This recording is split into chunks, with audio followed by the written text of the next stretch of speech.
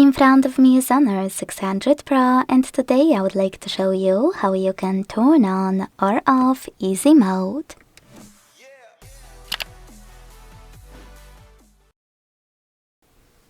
First of all, go into settings and scroll all the way down to tap on System and Updates.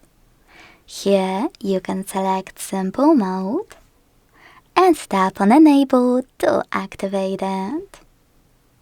As you can see, after a few seconds, Easy Mode was successfully enabled. If you want to go back to the standard one, select Settings, scroll all the way down and tap on this section here called Simple Mode.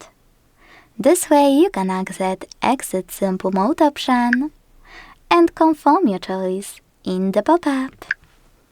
Thanks so much for watching. If you enjoyed this video, leave a like, comment and subscribe. Bye!